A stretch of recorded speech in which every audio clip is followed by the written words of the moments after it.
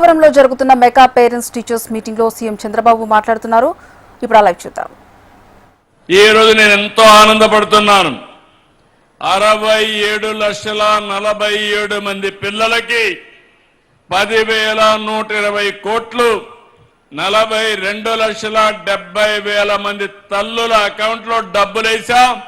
అది తెలుగు ఎన్డీఏ ప్రభుత్వం యొక్క విశిష్టతని మరొకసారి మీ అందరికీ విజ్ఞప్తి చేస్తున్నా.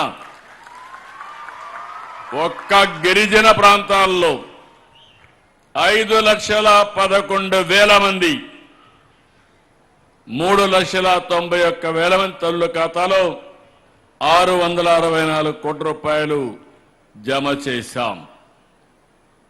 ఈరోజు మీరు చూస్తే కొంతమంది తల్లిదండ్రులు 4, 5, 6 మంది 7 మంది ఎంతమంది పిల్లలున్నా అంతమంది పిల్లలకి 15,000 రూపాయలు ఇస్తున్నాం. ఇది నాకెంతో ఆనందంగా ఉందని చెప్పి కూడా నేను మీకు తెలియజేస్తున్నా. మీరు 10 మందికి చెప్పాలి, పిల్లలు భారం కాదు, పిల్లలు కూడా సంపాదన. భవిష్యత్తుకు పిల్లలే ఆస్తి. మనందరం ఆలోచిస్తున్నాం, జీవితంలో ఒక 2 ఎకరాలు భూమి కొనుక్కోవాలి, ఆ భూమి ఒక ఆస్తిగా ఉంటుంది, ఒక భద్రత ఉంటుందని. నేను ఒకటే మీ అందరికీ విజ్ఞప్తి చేస్తున్నాను, భూములు కొనొచ్చు కానీ ఆస్తి ఉంటుంది కానీ అన్నింటికంటే మించిన ఆస్తి పిల్లలు. ఆ పిల్లల్ని చదివిస్తే ఆ పిల్లలు ప్రయోజకులైతే మనం ఊహించిన ఫలితాలు వస్తాయని చెప్పి కూడా నేను మీకు తెలియజేస్తున్నా. నేను అందుకనే దీని మీద ఎక్కువగా శ్రద్ధ పెట్టాను. ఈరోజు మీరు చూస్తుంటారు, మేము సూపర్ 6 ఇచ్చాం. మీ అందరికి కూడా ఇబ్బందులు లేకుండా మొదటి తారీఖు వస్తే పేదల సేవలో 4,000, 6,000, 10,000, 15,000 రూపాయలు ఇచ్చే ఏకైక ప్రభుత్వం, మానవత్వం ఉండే ఏకైక ప్రభుత్వం భారతదేశంలో ఎన్డీఏ ప్రభుత్వం అని చెప్పి కూడా నేను మీకు తెలియజేస్తున్నా. ఇంకొక పక్కన మా ఆడబిడ్డలకి ఎక్కడ పోయినా జల్సాగా పోయి రావడానికి ఎవ్వరు అడగకుండా ఉచిత ప్రయాణ సౌకర్యం ఏర్పాటు చేశాం. దీపం కింద 3 సిలిండర్లు ఉచితంగా ఇస్తున్నాం. రేపు ఎల్లుండ మీరందరూ ఇంటి పైన సోలార్ పెట్టుకోండి, అది కూడా ఉచితంగా ఇస్తాం. ఆ తర్వాత మీరు చూస్తే మీరు సోలార్ అయిన తర్వాత ఇంట్లో స్టవ్ కూడా పెట్టుకోండి. పైన కరెంటు సోలార్ ప్యానెల్ ఉంటాయి, కరెంట్ ఉత్పత్తి చేసుకుంటారు. శుభ్రంగా మీరు వంట చేసుకుంటే వంట ఖర్చు కూడా తగ్గి 3 సిలిండర్లకు ఇచ్చే డబ్బులు 3 సార్లు సంవత్సరానికి మీ అకౌంట్లో వేసే బాధ్యత నేను తీసుకుంటానని మీ అందరికీ హామీ ఇస్తున్నా. ఇంక సిలిండర్ బాధే ఉండదు. ఇలాంటి వినూత్నమైన ఆలోచనతో మనం ముందుకు పోవాల్సిన అవసరం ఉంది. ఇంకో పక్క నేను ఒకటే ఆలోచిస్తున్నాను, జీవన ప్రమాణాలు పెంచాలి, ఆర్థిక అసమానతలు తగ్గించాలి. ఇది ఒక ధ్యేయంగా పెట్టుకున్నాను. సంక్షేమ కార్యక్రమాలు ఇస్తాం. సంక్షేమ కార్యక్రమాలు ఇస్తూనే మిమ్మల్ని ఆర్థికంగా పైకి తీసుకొచ్చే బాధ్యత తీసుకుంటున్నాం. చేపలు ఇచ్చినప్పుడు ఆ చేప తింటారు. చేప పట్టేది నేర్పించగలిగితే 10 మందికి మీరు చేపలు ఇచ్చే పరిస్థితి వస్తుంది. ఆ విషయంతోనే ముందుకు పోతున్నా. ఈరోజు P4 తీసుకొచ్చాం, పబ్లిక్ ప్రైవేట్ పీపుల్ పార్ట్నర్షిప్ అని.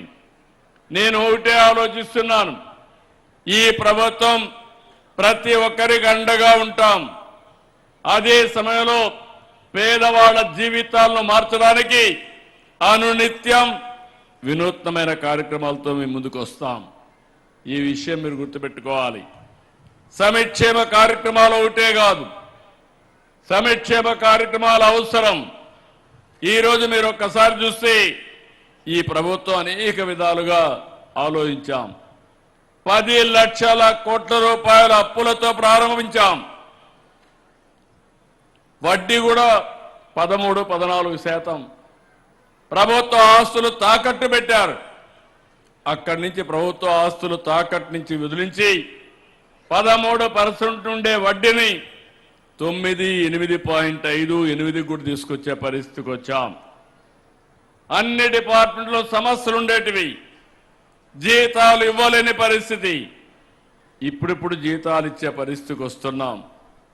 అంటే మనం అందరం కూడా అన్ని సాధించామని కాదు, ఈ విషయం మీరు గుర్తుపెట్టుకోవాలి. ఒక కుటుంబం కానీ దెబ్బతింటే తిరిగి కోలుకోవడానికి సమయం పడుతుంది. ఒక పరిశ్రమ దెబ్బతింటే మళ్ళీ ఆ పరిశ్రమను రివైవ్ చేయడానికి టైం పడుతుంది. ఎవరైనా అప్పు చేసి అప్పు తీర్చడానికి వడ్డీ కడుతూనే కొద్ది కొద్దిగా తీర్చుకుంటూ రావాల్సిన అవసరం ఉంటుంది. ఈరోజు ఈ ప్రభుత్వం ఆలోచించే విధానం సంక్షేమ కార్యక్రమాలని, అభివృద్ధి కార్యక్రమాలని బ్యాలెన్స్ చేస్తున్నాం. సంక్షేమ కార్యక్రమాలు అవసరం. సంక్షేమ కార్యక్రమాలు శాశ్వతంగా ఇవ్వాలంటే అభివృద్ధి చేయాలి, ఆదాయాన్ని పెంచాలి. అప్పుడే దీనికి సస్టైనబిలిటీ ఉంటుంది. అప్పులు తెచ్చిస్తే కొన్ని రోజుల తర్వాత వాళ్ళు అప్పులు ఇవ్వకుండా మన ఆస్తులు కూడా తాకట్టు పెట్టిన ఆస్తులు వేలం వేసే పరిస్థితికి వస్తారు. అందుకే ఇంకొక పక్కన మీరు ఒక్కసారి చూస్తే ఒక పక్క ఈ పని చేస్తున్నాయి, ఇంకొక పక్క మౌలికమైన వ్యవస్థలతో మనం స్ట్రీమ్లైన్ చేస్తున్నాం.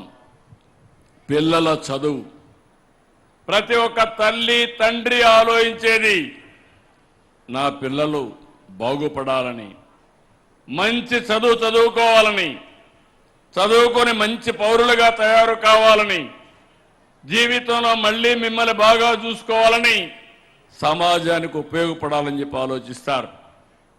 అందుకే నేను కూడా ఆలోచించేది విద్య పైన ఎక్కువ శ్రద్ధ పెట్టాం.